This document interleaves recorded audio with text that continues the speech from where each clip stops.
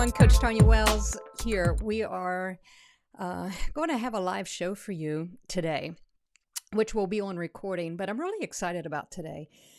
Today, we are going to talk about how grief, experiencing loss, and whether it's experiencing primarily loss of a loved one, but we experience grief in many, many different ways. And how does that affect our physical health? And how is it tied in with our emotional health? And how can we position ourselves or maybe be able to better support a friend when they're going through a time of grief, unexpectedly, or maybe even expectedly? We're going to hit on those things today. And I have two special guests with me, which I will introduce here in just a moment. But let me let you know of a few things that you may not know about. Let's see. So we have been talking about the emotional health and how that affects our physical health and the stress hormones and things like that. And you can find some more videos right here on Coach Tonya Wells on a YouTube channel. So if you'll go there, you can find there's been a couple of teachings I've been able to do on Wednesday nights where we talked about emotional and mental health. We did a part 1 and part 2. And then last Wednesday night, I talked about how emotional and mental health also, and how we become addicted to everything from processed foods to stress hormones and things, and how all of that plays a part in our health and wellness. And today, I believe, is just going to be another good supplementary video and a way of education for you to add to that component. So without further ado, let me bring up my guests. I have two guests. They are friends of mine. I have Lauren Kleman, and we go back. You might have remembered. I think, Lauren, we did a video once before, didn't we? We did. Oh, hold on one second. I have you muted now. Okay, there we go. There we go. Muted it. Okay. Yeah. I think we've got a couple actually. Yeah, I think we have. Just been a little bit. And so, Laura Kleman, and you're in Michigan, I believe, and you're an educator with Hospice. Is that correct? I am, yes. Yep. Okay. Yeah, I've been working with Hospice for over 10 years, and last 4 or 5 just been in an education role. So it's a passion of mine and something that I've spent a lot of years kind of learning and how did you trying to help people. How did you start with Hospice? So you said you're in education and training now, but where was your what was your entry point with Hospice? Well, so I got my degree in social work, and initially just didn't really know what I wanted to do with it. And it's a very broad degree, and so it actually goes all the way back to a scholarship they offered when I was in college for gerontology. So if you did any sort of internship working with aging, they would give you a little stipend. I thought, sure, great, this is what I'll do. And it's funny because I think that was God leading my path, because that was like the beginning of it. I did some work in some nursing homes at both the internship and then later on in my life. And that's really where I got to see hospice. And I just remember being so impressed by what hospice could do and how it touched people's lives. And, as a social worker, how the hospice social workers really got this chance to be with people and this undivided attention to really walk this journey with them. And so, from there, I was like, you know what, this is for me. And I just left and switched gears, and that's where I've stayed. Yeah. It's my community now. It's your community. Wow. I love that. I love that. And my other, not only friend, but we're family, aren't we, Linda? We are family by marriage. Yes. Linda Hostetler, and you are in Illinois, I believe. Yes, Springfield, Illinois. Yes. Wow. And, I invited you to come and join us for a couple of reasons. You and I, the last time we talked, you had just finished a certification in education with, I believe, was it Kessler? Yes, it's David Kessler. It's through grief.com, Debbie Kessler Training, and I'm a certified grief educator. Okay. I'm also taking another course right now with him and Frank Anderson on traumatic grief. Oh, traumatic grief. Because we hit on Yes. that just briefly today, and I thought, Yes. yes, I do want to hear a little bit Yes. more about that today. Yes. And Uh-huh. then you've had your own experiences, quite a few, unfortunately, Yes. with grief and loss. Yes, I And have. so we're going to let you share a little bit of your story to set us up today. And guys, Okay. I just want, like I shared with you in the green room, I just want to be able to facilitate a really easy, organic, kind of flowing conversation Mm-hmm. today. The intention and the outcome that I really want to set for our listeners and our viewers in the days and weeks to come is they themselves, of course, may be in a position where they are walking through this journey of grief on their own. They may not know what they're doing to contribute to making things worse when they really don't realize what Mm-hmm. they're doing. And then we also, I believe, are going to be speaking to those that really care about someone that is Mm-hmm. walking through or just experiencing this traumatic, sometimes even traumatic grief experience, and how we can coach them along too. So I see our listeners being both, wanting to be in a supportive role, but then also how they can also maybe learn how to walk through this in a healthier way. So does that make sense? And you both can hear Mm-hmm. each other, right? I know you can't see each other, but you can Yes. Yes. hear each other, right? Yes, Yes. I Okay, I can want to hear. make Yeah, sure that absolutely. that's. Yep. And remember, I've given you the freedom to tag on one another, and I don't even care if you just raise your hand because I can see you, and then I'll say, Okay. "Hey, Linda, Lauren wants to tag you on that." So we'll just have fun with this, okay? Okay. We'll just have fun. Sounds So good. let's go ahead and get started.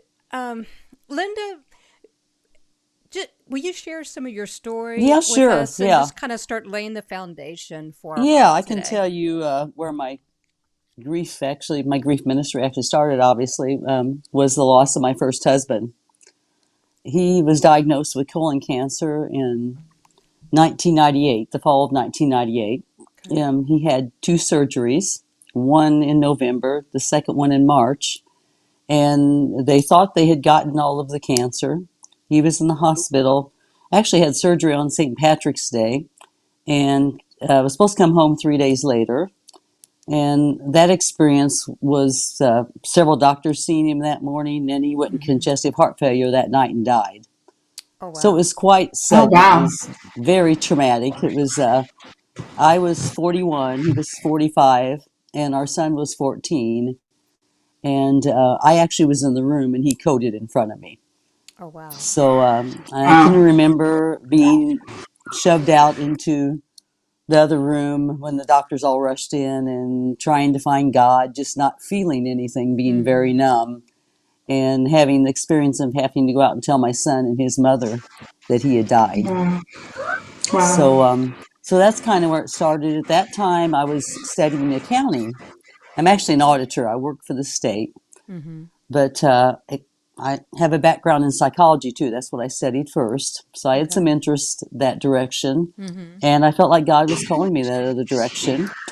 And I got married again a couple years later, and my second husband had lost his first wife, and we started talking a little bit about doing something with grief. And unfortunately, he was diagnosed with pancreatic cancer in 2005, Wow. and he passed away in 2007. And actually, Laura and I had some experience with hospice. I had a very positive experience with hospice with him. Good. We had a hospice nurse that came to our home in Ohio. She was wonderful. Our social worker was great. The whole works. I had a very positive experience because I think people wait too long to join hospice. He was in Yeah. hospice probably, I think, 6 or 9 months. His initial diagnosis was 3 months, but he made it 18. But they just made it so he's more comfortable, made it that we could travel. And hospice is about living. It's not about dying. And I think that's what people Yes. don't realize. It's about living to the end. And it's, Mm. yeah, I think That's people good. miss that because in grief, I mean, I lead grief support groups too. I've told Tonya, I've led them, helped co-lead them for almost 20 years. And now I lead one in the church I attend. I've been doing it since the pandemic. And yeah, I think that people just. You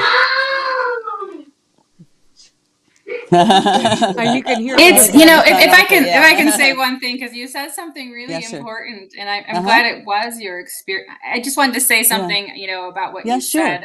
You mentioned, how that hospice is about living, and how they helped you Yes. kind of to see that. And that's Yes. what I love about hospice.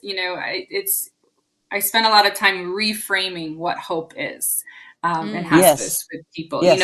What can I hope for now? Like, I love that you got to travel still, and I love that you got to, like, Mm-hmm. enjoy the time. I mean, yes, it's not Yes. perfect, and there's still hard things, and you know gut wrenching things, but yet at the same time, we can find hope through all of that. Yeah, that's very true. And that's kind of what I was just getting ready to say too earlier Mm-hmm. was that what hospice does too, just because you're talking about the death too, maybe you have conversations that you would not have had before, which is very Mm. helpful Yeah. too. Because I know leading grief support groups, lots of times people, I will see them say, I wish I'd said that one to my loved one. I never got a chance to do this. I never got a chance to do that. And with Alan, I didn't get those chances because it was quite sudden. He had cancer, but the diagnosis was that we just thought we'd be fighting it for a few years. And so I kind of have both ends of the spectrum. The one end where they die real suddenly, the other one where we could see it coming. And Right. it And also neither adds a is little. easy, is it? No, it's not. Neither one is Neither easy. way. I think we always hope for the Yes, other side, but none of yes, them is yes. easy. No, no, neither one's easy. I will say that the suddenness adds a little bit of a different dimension. It's the suddenness to me adds more of when you talk about, which we're going to talk about, eating and things like that. It Mm-hmm. throws you in such a fog. You have the fog with the other one too, but you get up and your whole life has changed and you don't know who you are. You don't know where you're at. You don't Mm-hmm. remember things. You don't remember to eat. You don't remember to just lots of things. I had worked in the same office for 20 years and I got in the car and drove the wrong way Oh, going home wow. from work. Just all that kind of stuff. And I thought I was losing my mind actually. And I had no one to talk to because I was felt like I didn't because most the widows I knew were a lot older and I thought, well, I don't know if they could relate to me and yeah, it was Mm-hmm. an interesting experience. Linda, I can't even imagine, and such hope with your first husband, because it sounded like I could only imagine how big of a fall that felt Mhm. in your heart, because Mhm. it looked bright. It looked like, Mhm. okay, we're making plans. Mhm. Things are on the up and up here. Mhm. And Right. then to have that happen so abruptly, when your heart is going in one direction, his Mhm. heart's going in one direction, Oh yeah. and then to have that. So let's let's go ahead and tag on what you're saying, and then we're going to give Lorna time to talk on that too, about like the brain fog and the eating or the not eating. And Mhm. so Mhm. let's and you can share your experience with both of your husbands, but let's do the first to that Okay. traumatic. What's that terminology called? It's a traumatic, Do you mean or maybe you were talking about like a traumatic, the traumatic grief? traumatic Earlier, yeah. grief, yes, Uh huh. Uh because huh. that would fit in that category, right? Yes. Yes, I Yes. think so. Trauma is very individual to people. What might be traumatic to one Yeah. person might not be to another. But yes, that would Okay. be traumatic grief to me is when something sudden, just I mean, and overwhelming, something you can't control, just blindsides you. Yeah. Okay. Uh huh. Okay. And so, what was that like then for you? Like you said, like fog, like you the same job, but you drove the wrong Oh direction. yeah, You yeah. It know? was. It was very hard. I've always been kind of private with my grief. I'm not one that cries in front of people, Okay. and so I just cry in the car on the way to work and on the way home when I wasn't Okay. around people, and just put on a face at work. That was very difficult. I can remember at the time. I had a supervisor actually about 3 months after Alan died. I ended up with a really bad sinus infection, which you talk about health Okay. and grief, and he told me he thought I should take the summer off, and actually that was the best thing in the world I ever did. Oh It helped me wow. tremendously. I needed that. I Yeah. needed it to regroup and I just to really process because unfortunately, with grief, you have to process grief. If you Mm-hmm. don't process it, it doesn't go away, and negative stuff comes Mm-hmm. along Yeah, eventually. yeah. I Yes. have a friend who says Uh-huh. she found this quote: grief waits for you. It waits for you. So if you keep That's like yeah. bottling it up and Mm. putting it That's away, that's that's very don't good. worry, it's still there when you finally You're decide right. It'll come it back and get you, finally and maybe not. surfaces to you. Yeah, yeah, and Yeah, maybe not in the way you want it to come back either. correct. But yes, Mm-hmm. Yeah, that's true. yeah. It demands the attention Yes. of hmm looking Yeah. at it. Yeah. Yeah. And I think one thing too that's interesting that David Kessler says too in his training, and David Kessler worked with Kubler Ross, Elizabeth Kubler Yeah. Ross, so I'm sure you're familiar with her, Mhm. Lauren. But anyway, Yeah. his goal in grief is when the love becomes greater than the pain, and I think that is so good Mm. because in Love the that. beginning, that's all you feel is the pain. And I know when Right. I lead my groups, I tell them that's all you see in the beginning is that moment of death, but it's such a small window instead of their whole life. And it takes time, but eventually that's what you see. You see the love, you see the good things again. Say that opening line again, Linda. I really like that because I want It's people to really take that in. When love becomes greater greater than the than the pain of the pain. loss. Yes, because at first that's all you feel is pain. And let's face it, the world we live in, we're not, the world's not, nobody wants to deal with pain. We run Mm-hmm. from it, Mm-hmm. you know, physical, emotional, everything. We want a quick fix. And there's no quick Mm-hmm. fix for grief. No. It takes, I mean, and people grieve differently. Some people, it is quicker. Yeah. Some people it's longer. But it's a Mm-hmm. very individual thing. Sure. Yeah, so. Lauren, what have you observed in your line of work, or maybe even firsthand or secondhand through some of your trainers or counselors, as it relates to people trying to continue and press on, or, Yeah. like she was mentioning, like the brain fog and you're just out of sorts? You know, is there anything that comes to mind or any stories that come to mind that you remember along that line? Yeah, I mean, I think there's a lot of people that just, for some people, keeping busy is how they try and just like Mm-hmm. avoid, Mm-hmm. Okay. avoid facing Mm-hmm. the grief, right? Avoid, avoid dealing with it. And sometimes it's self-protective. It's because they don't Mm-hmm. have any sort of Mm-hmm. coping skill that they've learned throughout their life at that point, to know how to deal with it. And so they're, deal with this. I don't know how to deal with this, so I'm just going to Sure. put it away over here somewhere. And then some people, they have to, right? Sometimes it's not a choice of avoidance where they don't Mm-hmm. deal with their grief. Sometimes it's the facts of life. You have Mm-hmm. to go back to work to Mm-hmm. provide for your family. You have to do certain things in order to just keep living. And so, how do you deal with grief at that point? And sometimes, some counselors will say you can think about putting in a box for a little while. Mm-hmm. And maybe when you go to work, kind of like waited for your car, Linda, Mm-hmm. Mm-hmm. put it in a box for a little while, go to work, but give Mm-hmm. yourself time. You can do it in doses. Maybe I can Mm-hmm. only handle it for like a half an hour. Let yourself Mm-hmm. cry for a half an hour and then put it back on the shelf till tomorrow. Mm-hmm. And so sometimes it's about giving ourselves grace when we need it to, because we Mm-hmm. do sometimes have to keep living. Life Mm-hmm. demands, it doesn't allow us sometimes to, as much as we want to like shut ourselves in our room and go under the covers and lay in our bed and have a good cry. Sometimes we can't. And, we still have Mm-hmm. people that depend on us. And so Mm-hmm. so sometimes, being able to kind of find a spot that works for you, a time of day that works for you, and being able to really feel what you're feeling so that it doesn't, Mm-hmm. creep back at you later. But Mm-hmm. also knowing your limits to when you're kind of at your max for that time. That all of that, both of the things that you all shared together just reminded me too of something we've been hitting on. I've had the opportunity to speak at our church on Wednesday nights, and we're talking about, was able to really give voice to emotional and mental health, but also how it ties in with the body. And just this last Wednesday, we were talking about it as it even relates to digestion and things like that. And Mm-hmm. Lauren, I know we'll all be hitting on that. But one of the things that's really coming true or I guess my understanding of this more and more, is how the body really does hold that pain until we release it. And like you were sharing, when grief is not going to go anywhere. It'll wait for you. And Linda, you were saying it has, there has to be a process of it. There needs to be a release of it.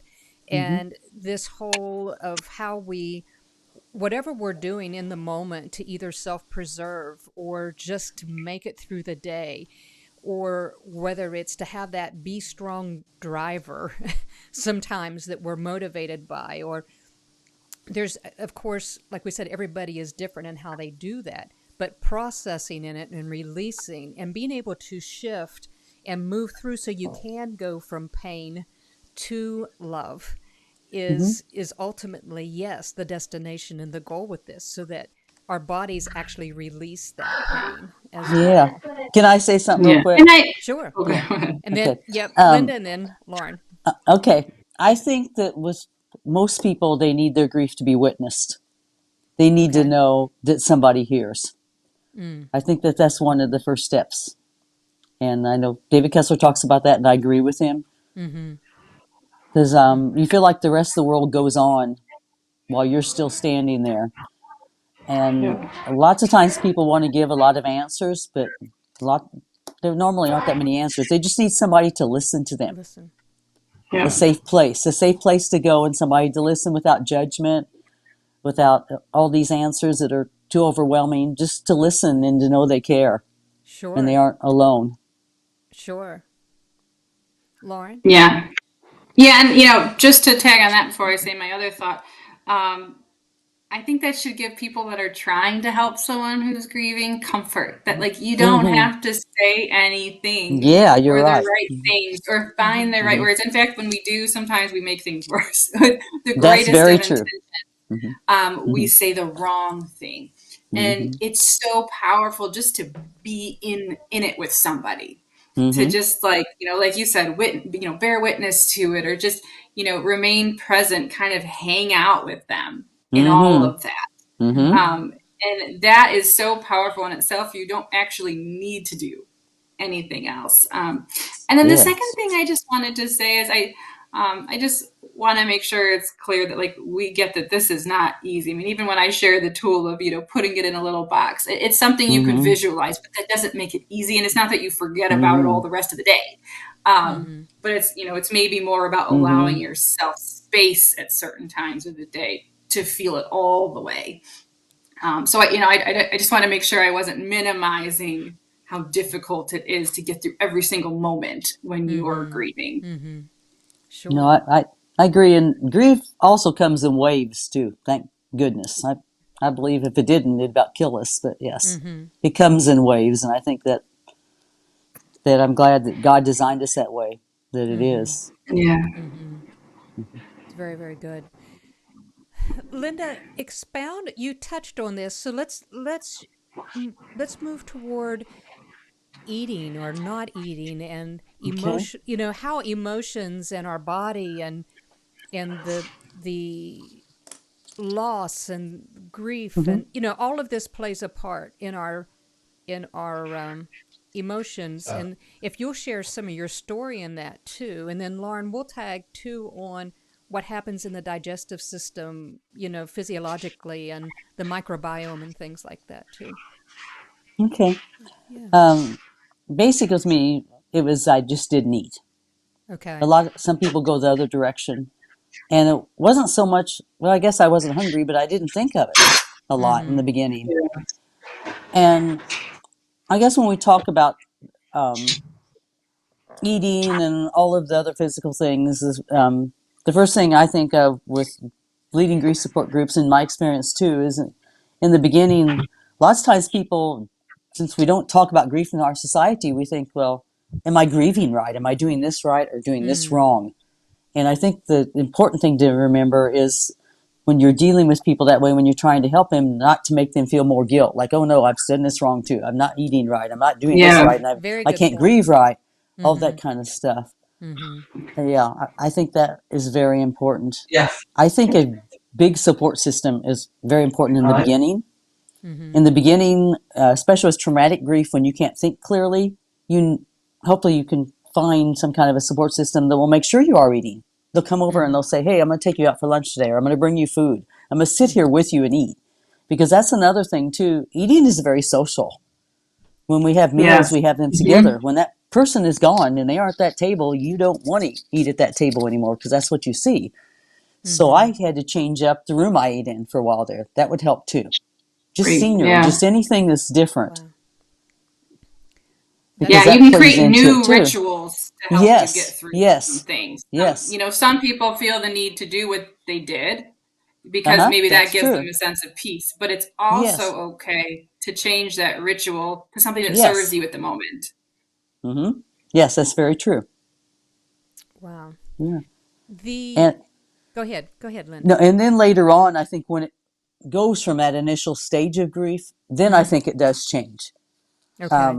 Alan died in the spring, and I can remember I've always loved spring. I love flowers. To this day, flowers bring me joy and comfort now.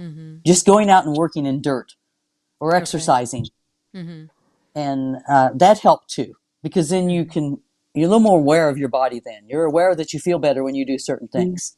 I think that helps. It changes a little bit then. Our grief support group, when we lead the material, the grief share material actually talks about this acronym. It's DEAR. It's drink, eat, exercise, and rest. Because that is Like really that. the all of that. Grief affects everything. It affects it that way. And to try to be intentional about that. Grief also affected my sleep a lot. I was the type of person before Yep. Alan died, I'd hit the pillow and I'd be gone. Okay. I could not sleep.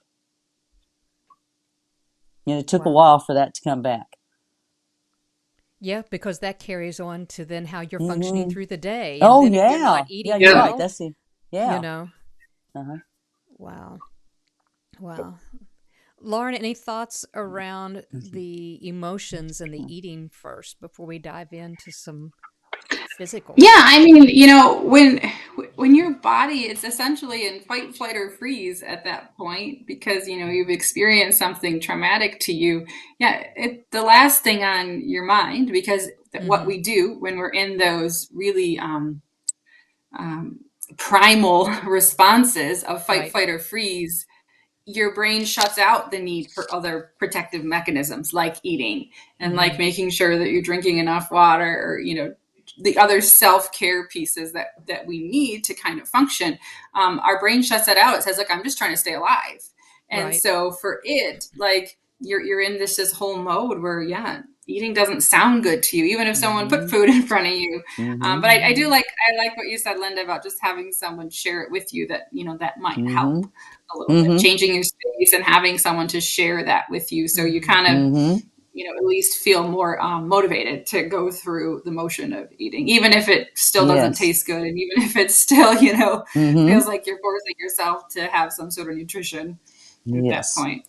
This is really good, and I could see how, as we talk about how can someone support someone, maybe this will raise their awareness to realize, because a lot of times people are standoffish because they don't know what to say or what to do, or they don't want to invade their space. But excuse me, but I like what you all are saying, and I can see how putting those two pieces together, being a listener, you don't come with an answer, don't, because people get uncomfortable because they want, we have to begin to be aware of our discomfort, right? And lay that aside and just simply be there for the person. And so when you're there listening, and then also invite them, hey, let's go get some soup somewhere, or let me bring over some soup. Let me bring over something that is not, and I'm going to get into a little bit of the physical aspect of it. Actually, the article that I sent you to was the triggering for this show anyway. And it was like when people are experiencing grief, sometimes we bring all the wrong foods to them to, quote, comfort them, but it really works against, because it increases more brain fog, things that are high in sugar and high in carbs and high in processed foods. We're bringing things that, like Linda, you had mentioned before, you're already experiencing brain fog, and we add more to it. So let me And go back especially if to, their body's not used to eating it. if that wasn't even That's your Exactly. true. pattern Very true. before Yeah. of what you ate, and now you're introducing all of these foods that are not Mm-hmm. your microbiome doesn't know them anymore. Mm-hmm. They're not foods that Right. you That's traditionally true. eat, and so that can really kind of throw you Mm-hmm. off too. Yes. Yes. And so it is. It's very holistic, isn't it? It's really, Yes. really holistic. And Lauren, I'm going to ask you to shift just a little bit. Let's see. There you go. Yes, just the way, because I see all three of us, and you were coming out of your camera just a tad, so I wanted to put Mm-hmm. you back in your camera there. But yeah, yeah, it's very holistic, and how that friend could not only be a listener, but also sit down and have that meal with them. Mm-hmm. How little it may be. Yeah. Just being able to share It's that. there's kind of a term for it. So Okay. it's something we can call holding space for Okay, people. I like that. And so, Mm-hmm. and all of that kind of entails really just, allowing someone that room in a safe place, like you talked about, Linda, to do whatever Uh-huh. it is they need to do, whether Mm-hmm. whether it is talking or whether it's just being, whether it's Mm-hmm. sharing that meal, you're holding this Mm-hmm. space for somebody Mm-hmm. to do whatever it is that serves them to whatever it is they need to do. So without an agenda, without anything on your mind. And so, if you're going to help somebody, if you have a friend, who's grieving or a family member that you're trying to support, before you go in, clear your mind. Sit in Mm-hmm. your Mm-hmm. car, let go of whatever it is that you are carrying Mm-hmm. so Mm-hmm. that you can hold space for Mm-hmm. somebody else, so that you can, serve them in the best way. But it takes us also, if you're wanting to help someone, don't bring your stuff in with you. Put Mm-hmm. your stuff, leave it in the car before you Mm-hmm. come inside, so that you are the most open, so Mm-hmm. that you're kind of freed up in your emotional space too, to kind of hold the space for somebody else. So true. So true. And I love that hold space. I love that phrase. I am going to use it from this point forward. I love that. Mm-hmm. I love that. I love that. So, Linda, any other things that are coming to mind that you would like to share, either from working with the groups or your own story? And then, so I'm going to let you share first as we begin to wrap up our time together Okay. today. And then, Lauren, you and I will connect on a few things as well. So, Okay. Basically, just kind of wrap it up then. yeah, yeah, we'll Okay. start. I think pretty much the main thing, I think what she said about holding space, just a lot of just being there for grieving Mm-hmm. people. Mm-hmm. Just time, not words, just comfort, just being there. I think that's Mm-hmm. so important. And not having Sure. the answers, like she said, because people aren't ready for answers, even if they're Christians. Lots of times they aren't in the beginning. They might not even want to talk about God right now. They just need Right. to Right. get used to their new world, because it's their whole world's Yeah. changed. That's really good. Yes. I love that you said that. Yeah, People aren't ready yeah. for answers yet. They're not. No, They're just trying no, to survive. no. You're right. You're survival mode, and sometimes in the beginning you just live from moment to moment, and that's Mm-hmm. okay. And really, I'll Yep. even tell my grief support groups But now. I say, hey, none of us are guaranteed tomorrow. We Mm-hmm. yeah. aren't, and so I don't take anything for granted. Enjoy life. Do it now. Yeah. Yeah. Don't say Yeah, I'll being do it more some other present is day. helpful, right? To Yes, focus on the yes, present yes. moment. Because if we Mm-hmm. It start worrying is. about how we're going to get through the rest of our You, life with, if it's a death of a loved one, it's just what we kind of talking about a lot today. yeah, How are we going to get through the rest of our life with that? That's yeah, a big thing to handle. Let's just focus on how to get yes. through the next moment. Yeah, Mm-hmm. yeah. And really, to this day, I'll still do it. Sometimes I'm overwhelmed. I think just stay in the moment, Linda, Yeah. Mm-hmm. because we miss so much too. Anyway, we miss so much if we aren't in the moment. We miss lots of Absolutely. good things in life. They're going around us. We Yeah. miss because we aren't in the moment. Mm-hmm. We're focused on everything else, and yeah. That is so true. I Wednesday night I shared a statement that earlier that day in my day work at Prostera Center. I was with a client, and she was working on the fourth step of the 12-step program, and she was reading to me some background for the fourth step, And I had her repeat this phrase to me another time because I really wanted to write it down. And it said, when you are obsessed with the past or you are obsessed with the future, you cheat yourself of the present moment.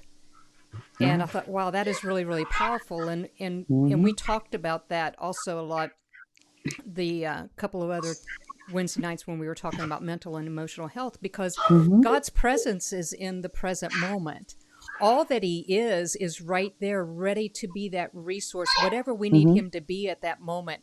It's in the present moment. It's not when we are looping and we are locked and obsessing about past that we cannot change, or we're so caught up and we're worrying about and obsessing about future. Like you were saying, it comes back to the moment by moment that make up the day, rather than, oh my goodness, how am I going to live the rest of my life? Or how am I going to do this? Or you're so focused on the past that you can't even come and be present with those that are around you that love you, or present with being able to give in that moment. So boys. Yeah. So Mama Bear, get him. I know. Sorry. That's all right. That's okay. I said I wanted this to be organic. We've all been there. It is. Yeah, Linda, Lauren has 3 children at home, right? Oh, 2 boys and Yes, 1 girl. they're all here. Wow. To each other. They're in the basement too. Enjoy them. They go by too quickly. When you're in the middle of it, it doesn't seem that way, but yes. Oh wow! Oh wow! There was one more thing that Linda said. No, it wasn't something you said, Linda. I have one more question for you before we switch to Lauren. I wanted to see, and of course, and you wouldn't anyway, but you, of course, not mention any names. I want you to think about your grief support group. Can you remember someone that you really have seen transformation? Like when they came, they may not have even wanted to even be there, but for whatever reason they were there. Can you just walk me through someone that you just saw from beginning to end? We actually just had someone in the group. Again, it was 2 sessions back, I believe. Because I remember coming home and telling Will that night when I got home, I said, that was better than any paycheck I could ever have in my life. Wow. It was a man that had lost his mother. And he came, and he couldn't even talk in the beginning. I mean, nothing. He didn't want to share, didn't want to do anything. And I knew he needed to at least open up. And he came every week. He'd sit and listen. But I'd ask him if he was ready to say anything. He'd say no. And I asked everyone to bring in family pictures. And he brought a picture in of his mother, and he handed it to me, and he started crying. And it just opened up everything. Then he started talking, started communicating more with the group, everything. It was just, Oh, wow. Yeah. Oh, wow. That's good. Yeah. That's good. That's real good. And how many weeks do you think it took him to get there? I mean, just to give other people, like, to feel better, because it probably takes a lot of people, they may feel bad that they can't talk about something yet, so it might help someone to see that it can take a while. Everybody's different. Every group I see a difference in by the time I'm at the end. With most people. If I can get them to come back. And the very beginning is when you lose people. It's so hard. I've got 2 people. I just started a group last week, and I've got 2 people that both have traumatic grief. And very fresh, very real, new grief. And that's, when I look in their eyes, it takes me back. I can see where they're at. Just as soon as they walk in the door, you can see those people. And that's the ones that's very hard. If they can get past the first few weeks and they keep coming, they'll normally will get better. But sometimes they won't. Sometimes they just aren't ready. Sometimes they come too soon and they might need to come again later or whatever. But I just try to help them the best I can. Is this group that you facilitate, is this grief share, or is this something with Kessler, or is this something you've kind of formulated out of your own experience and your wraparound education? It's starting to be more hybrid now. Okay. Especially for the David Kessler stuff. Okay. It was grief share in the beginning, but I felt like I was called to do even more. Okay. And actually, David Kessler has a book. It's called. I think it's either this. I have to apologize. I can't remember all the stages right now. I mean, all of them, Okay. because there's several of them. But Sure. he added another stage is what he did, Okay. and it's the last stage is this finding meaning, and it's great. Oh, wow. And his name Finding meaning again, in the grief. so as we give David reference David for, Kessler. I'm sorry, David Kessler? Kessler, yeah, with grief.com. Okay. Yes. Yeah, he's very well known in the grief Yeah. community, in the grief world. Yes, and his material is excellent. Very good. He just started training grief educators. I was the second group that was trained, actually. Oh, I was in wow. that second group. I think he saw the need in the pandemic because he talks about how that the world doesn't recognize grief. It's just not, he saw the need.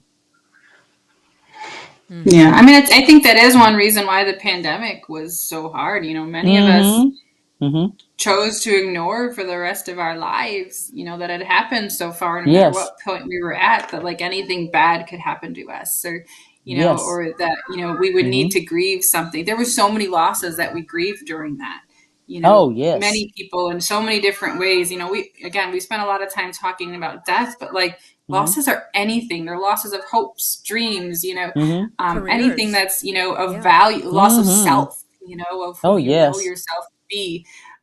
So there's so many losses that all, require that same attention to process the grief. There's not a higher loss or lower loss, whatever it is for you that's created that impact, on your life can be a loss. Sure. Let's, Lauren, let's hit a little bit on the physiologic. Oh, come on, Tanya, get it out. Physiological changes that happen in our body, and we kind of touched on microbiome, and maybe briefly share what that is, and then what's happening when these stress hormones, because of the grief and the loss, so the stress hormones are kicking in and digestion. Go ahead and hit on what comes to you, and then I'll tag you on that.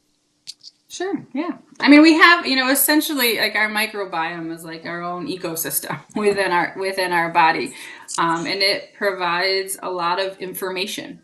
And so, there's some talk like in the microbiome world about kind of the gut brain axis and how, things that are going on in basically our digestion world go all the way up and through our vagus nerve and affect things, in other states of our mind, our emotional states. And so things like emotions and stress, grief, all can trigger changes in the microbiome, which then have physical effects, right? I mean, we all know how, emotional things give us physical reactions. We talk about this a lot in hospice because we go back to Dame Cicely Saunders, and she is considered kind of the founder of modern day hospice. And one thing she talks about is this kind of total suffering where we feel grief, we feel loss, we feel pain, not just in the physical sense, but in our emotions and in our mind and, in our spiritual world and our soul. And so, if you think about it, if everyone thinks about when there's stress, because that's something we've all felt at some point, what happens? Well, sometimes you get a headache or a backache, or you just feel tired all the time. All of those are physical responses and, can be from what's going on in our microbiome. So, and it's like this feedback loop. So, emotions and stress and depression, anxiety, all of those can trigger changes in our microbiome. But then that circles back because then our microbiome is giving feedback to our brains and saying, hey, things aren't right here. And so then we kind of get stuck in this cycle. And so, part of why we're sharing this with you is, so how can you alter, your microbiome? And you can do that in a matter of days just by paying attention to what you're putting in. So it can change for the better or for the worse in a couple days. Or both positively or negatively. And so it's, it's a little bit about paying attention on how do you nourish yourself, not just feed your body, but how do you nourish yourself in a way that supports you, physically and emotionally, so that you can do the grief work that you need to do. It's very difficult when your body is, running on fumes per se to be able to do the work that you need to do when you just don't feel like you can function. That's really, really good. And it does loop. You use the word loop, and a lot of things loop, don't they? So you're having Yeah. the stress, and the microbiome is really starting to change. And if we're not eating, or we're eating a lot of the wrong things, that changes that. And there's that connection between our gut, which we're talking about, our digestive system, our digestive tract, and all the intricacies that are there that really affect even like how we think. And Linda, you had mentioned earlier in the show about the brain fog and things like that. And so if we are taking in a lot of foods that even make the brain fog worse, and one of the things too that with the digestion, if we're staying in that stress state, like heightened stress state, and we're not allowing that grieving process to take place, and we're not releasing, then the digestive, and I think, Lauren, you might have alluded to this earlier in the show,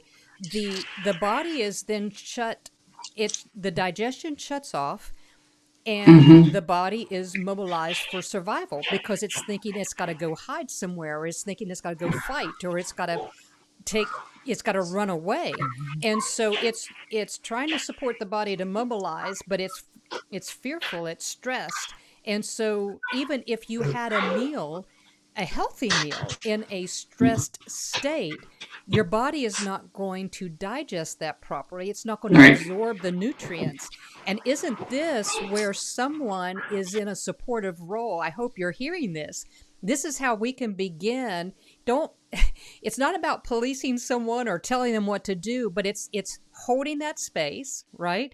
It's holding that space and beginning to encourage, and as they can and as you can, begin to nurture that space for them to where they can begin to take in some nutrition, because they may not even be thinking about it. Oh, wait a minute.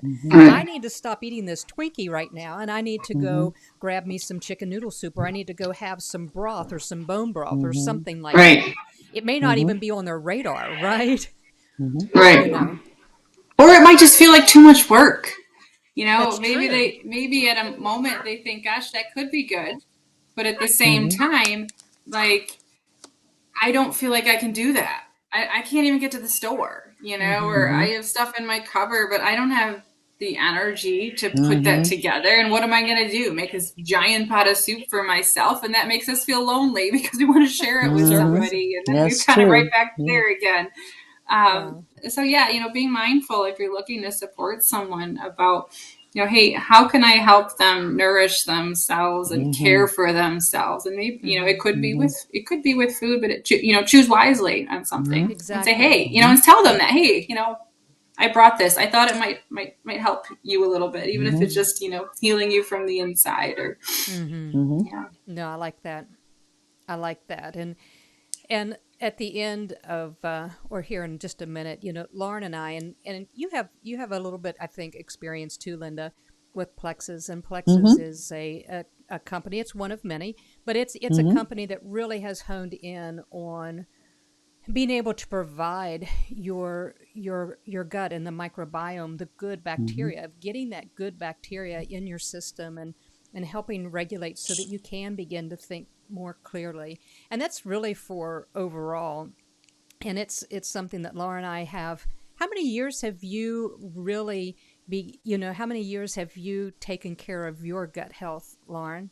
Do you I remember? think like five or six, somewhere around Mm-hmm. I there. think at least six, because Okay. we met one time It at was that 6 years ago we met. about, yes, so I think Okay. we're around 6 Okay. years, So maybe a little in bit that. longer than that. So maybe closer to 7 then. Yeah. Might Mm-hmm. be somewhere, but it's over 5, A less long than time. 10, And somewhere. I guess, someone asked me that I think the other day, but it's whatever it is for you, it's developed a routine to Mm-hmm. care for Exactly. my body, right? And it Yes. becomes easy when eventually, not in the Mm-hmm. beginning, but when you develop a routine that cares for your body. Mm-hmm. Um, Yes. yeah. Yes. Let me just throw up real quick how they could reach out to either you or I. If you would like to learn more how to increase that healthy microbiome that we briefly hit on, please feel free to reach out to Lauren Kleman at plexusworldwide.com/Lauren Kleman. or you can reach out to me at plexusworldwide.com/Coach Tonya Wells, and we will be glad to assist you in any way that we can. Three of us back. Ladies, I cannot thank you enough for joining me here today. This I don't know how you felt about this, but I really believe that it is going to be supportive for those that are, will be, or are in a supportive role for someone walking through grief. You know, Linda, any closing, what might be a final statement or something that comes to mind that you would like to leave our viewers with today? I think the main thing, especially those that are grieving, they feel like it's going to be that way forever. It's not, Yeah. Like I talk about living in the present's good, but but you also need to. It helps to see others actually that have gone farther down the road, and there can be good life again. There can be growth. There can be positive things. Your faith can grow. You said a stronger person. It's not what you had chosen for your life, the way you've chosen your life to be. Right. But it can definitely make you a different person, a better person, a more empathetic person. Good things can come out of bad. They really can. It kind of reminds me of that spring, Yeah. like, the spring that you were talking about, the Yeah. spring season, right?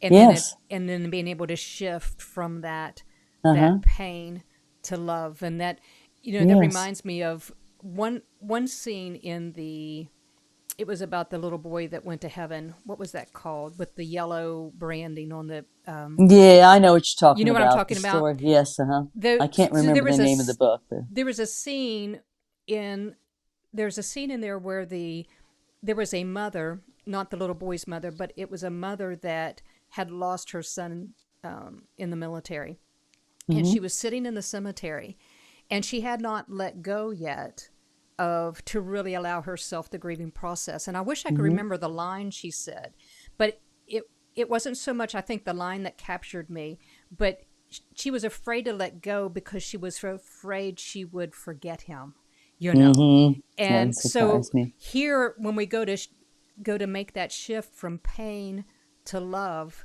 with any kind of grief, it almost is like we feel like we don't know that we can still stay connected without the pain.